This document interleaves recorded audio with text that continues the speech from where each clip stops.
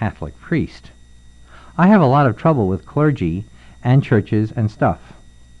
I had heard him talk, and he had never talked about the church or his view of what it is. He was totally programmed. It's the steps, and this, and this. I was really surprised. I'm being led here. I am just walking through here.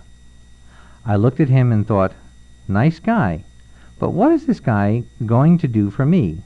What can he do? How can he help? What does he know? Maybe he's got it for himself. What he had was the 12 steps. I grabbed on to those little rafts like I was grabbing on for my life. I did those 12 steps as though my life depended on it. I remember the Wednesday night I decided this is going to be it, just smoking one cigarette after another, knowing these were going to be the last I'd ever get, so get 'em good. The next day I went over to my friend's house because she didn't smoke. There wasn't that smell in the air, and that did it. I remember that first day. I was about 5 or 6 hours into it, and I wanted a cigarette. I was about to go out for a pack, but I had been to a meeting. I had a meeting list, and there was Pat's name. For whatever reason, I didn't think of Milton, but I tried to call Pat. There was no answer, but a remarkable thing happened. When I put that phone down, the urge was gone. I thought, this is impressive stuff. This bears looking into. I think part of what worked for me was that my surrender was so complete. I was so desperate that I was open to the steps. Essentially, that was my life when I came out. I did 12 steps like that was the only life that I had. I was a professional 12-step person for a while. The main focus was on the cigarettes. I had seen Milton, and I had seen from his story that his life had been transformed.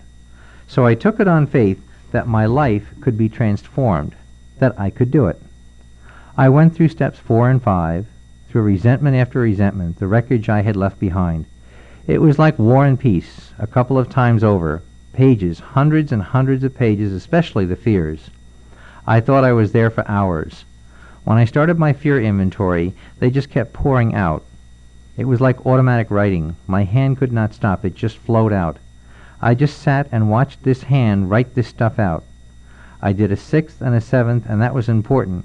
It was the first time I had formally gotten down and asked God for something. But that was how I wanted to live my life, asking God to guide me. The 9th step was a great transformation. It made me feel as though I couldn't go back anymore. I was some degree safe from the old life because of what I did with the 9th step. I remember driving up to Boulder to this family that I had lived with as a youth. They had been tremendously supportive of me as an artist, and that was the most important thing in the world. You know, Army officers don't tend to go for artistic sons. It's bad form, to say the least. This family opened their family to me and said, we respect and admire you as an artist, that you have this great gift. It was like a second home. I ended up slashing my wrists on their carpet twice. Driving up there after 30 years of not having seen them, I was terrified. What were they going to say? What could I say with my big book in hand, walking up to the door? She thought I was selling Bibles, she said. Go away, we don't want any. I said, no, Mrs. Thompson, I'm Steve P. When I was driving up there, I could barely hold on to the wheel. A voice came out and said, you are doing God's work. There is nothing to be afraid of. I was still afraid, but I could keep driving. I could go up there and do that. Later, I went to a store that I had worked in, an art store. Letting a starving artist without any morals loose in an art store was not a good idea because I robbed them blind. I stole from them every day. When I sat down with all the honesty I could manage, I could not figure out how much I had taken. The minimum was maybe $3,000, maybe as much as $5,000 or $6,000. I talked to my sponsor about it. He said, you know this is serious. They could press charges. You know this is grand larceny. Are you sure you want to do this? He called his sponsor, who said if I was serious, I should go through with it. So I drove up to the art store in my best suit and asked where Mr. was. It was a new building, so I didn't know where he was located. I looked into where he was supposed to be, and there was a policeman. I thought, oh, what does this mean? What is this about? I asked around because I knew some of the people from before.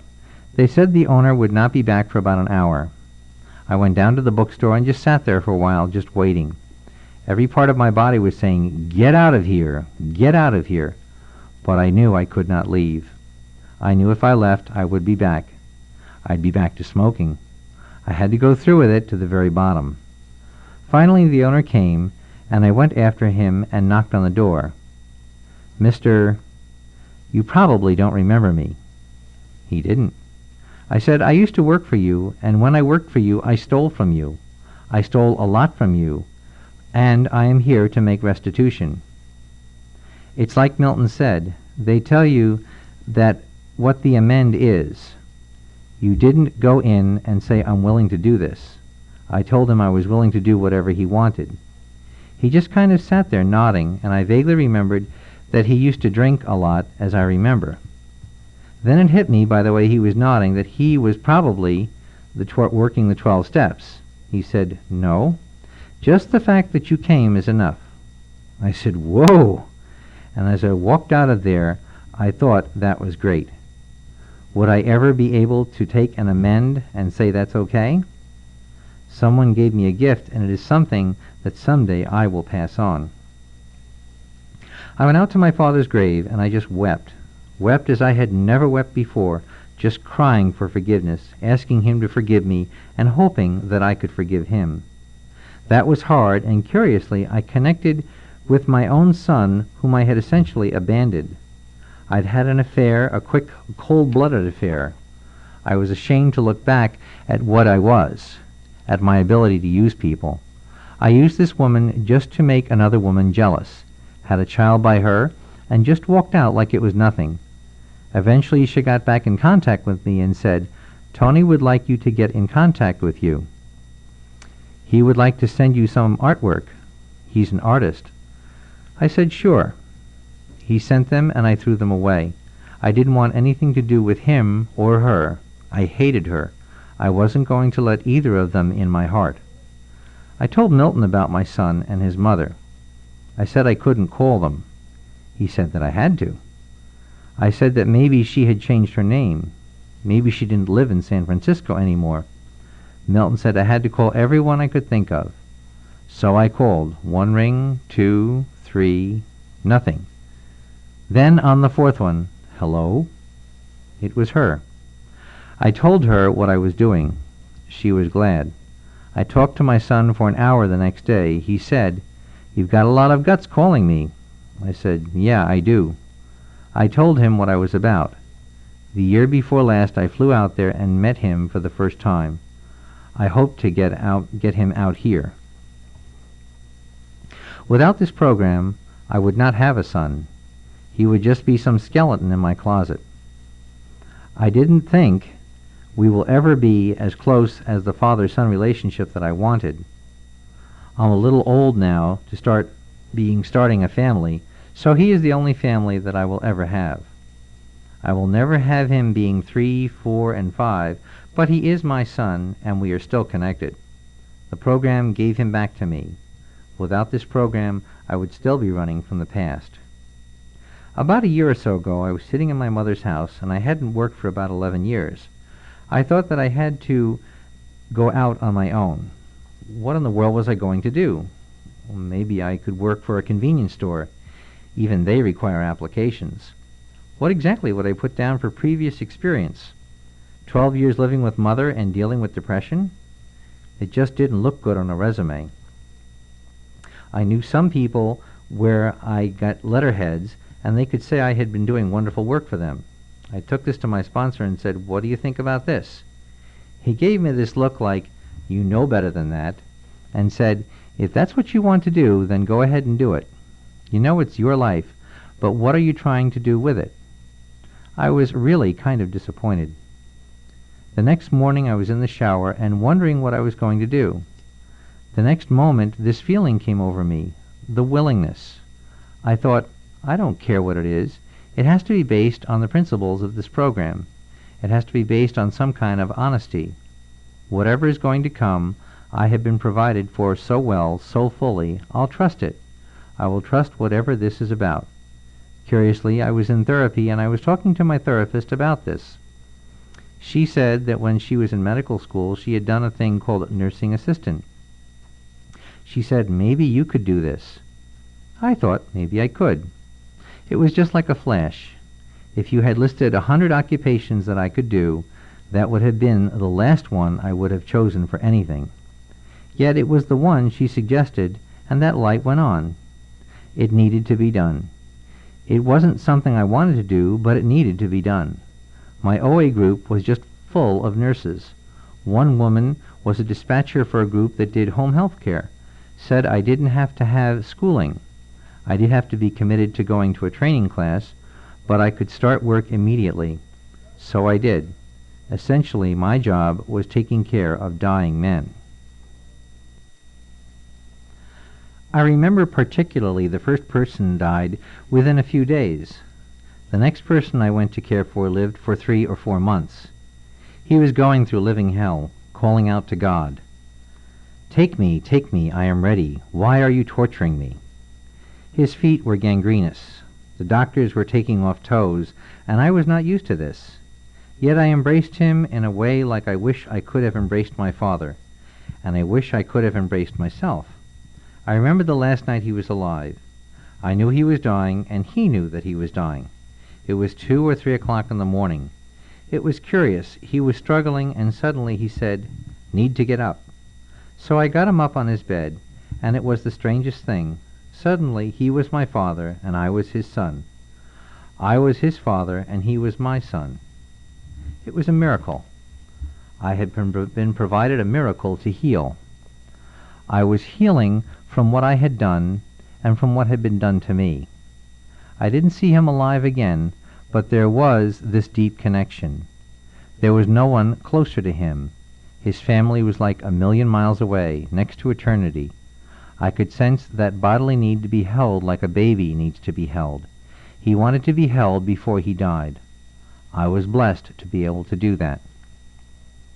As I sat there 10, 12 hours just watching him, I started drawing him. So I had started drawing again. From him I went to a young man with AIDS, and I drew him while he was dying. Then I went to a man with Parkinson's, and I drew him. Right now I am working on lithography prints, fine art prints of these dying men. I have finally started grieving and finally knowing what spirituality is about. I have cried more in the past 4 years than I did in my entire lifetime. I can cry now. Something can touch me and I can weep. I can feel joy. Looking back to where I was is just difficult. In a curious way, living the way I am now is more difficult.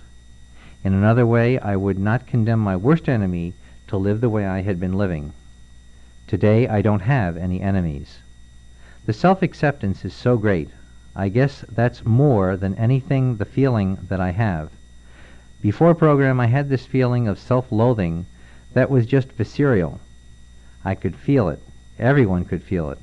It went out toward my father. My brother used to say, "When I am in the same room with you, I can smell the hatred between you." I could smell that hatred toward myself. I could smell it when I walked into a room alone. It was that weird feeling, somebody hates somebody here. Today, when I look in a mirror, I can say, "I like that guy there." I can say, "I love him." I can say, "I love you." The amount of work I have gone through to get here is amazing. There is something in me that is me believing, hey, this guy is on my side now. He is going to take care of me. The thing about this program that is so great is the service. Doing the artwork for the conference and helping Judy pick out the place for the conference was nice, and it feels great. I've sponsored people, and I'm on the phone service. It's that thing in the promises. No matter how far down we have gone, we can be of use to someone. My seeing where I have come from can be of use to someone else. There is no one can tell me I am so far down, you don't know what it is like to be down like me. I am not going to accept that because I know better. A close friend in the other program said something to me that has always stuck. You don't refuse a 12-step request. If you need to sponsor someone, If you need to do the conference, if you need to do whatever it is, you have been given a reprieve from death by the steps, by this program. When it asks something back from you, don't just say, "No, I'm too busy. I can't be doing this." If Pat and Chuck hadn't been here when I came, what would I have done? Where would I have gone? This is the last stop on the train after the hypnotism and all that other stuff. If you don't do it here, there is nothing after this. Like an easier, softer way, I've been looking for it ever since I've been in the program. I haven't heard anybody come in and say, "Hey, I found it." I know it doesn't exist. I had a call a week or two ago, and as soon as I heard the woman's voice, I knew where she was, where I was a few years ago. She was living in a tiny apartment over in Colfax, which is a real run-down street. Her husband was an alcoholic who never talked to her. She was living on television and cigarettes. That was all she had. Her doctor had just given her the last stage of oxygen that she could have. She asked me, "Can I get out of this? Is it going to be okay?" What could I tell her? What I could tell her was what I could sense and know as truth. I could tell her and be truthful. If you come here and are willing and open to this program, this way of life, God can transform your life. She said, "What can I do? What can I do?" I answered, "Have you thought of praying?" On the other end, I could hear this silence like, "What?" She said, "No, I want to know how to quit smoking." "Pray?" She said she had to hang up. She did call back later that night, but I haven't heard from her again. Spirituality for me is healing, and part of what I am seeing in the healing is I am doing my artwork again. I am seriously doing a meditation practice. I meditate. It is not a blissed out state. It brings up a lot of stuff. I am just starting to look at Vietnam. I went to a Vietnam vet group, and I thought I got it all out. But I'll go to the grave with it. The dreams will always be there. It's like with my father. It's a tattoo on my soul, and I just have to learn to live with it. But the one thing I can do is I can do it without nicotine. I can live free. Walking down the street, I hear that helicopter. There isn't a helicopter goes over Denver that I don't stop and look up. It stops me every time. I will always hear that helicopter. I'll always go back there. I don't have to go back there with cigarettes. I can do it without cigarettes.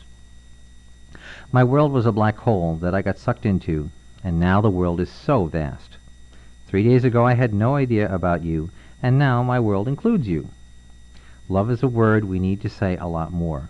I love this program. I love the people in it. I love the God that has seen fit to give this to us as a tool. I am in love now.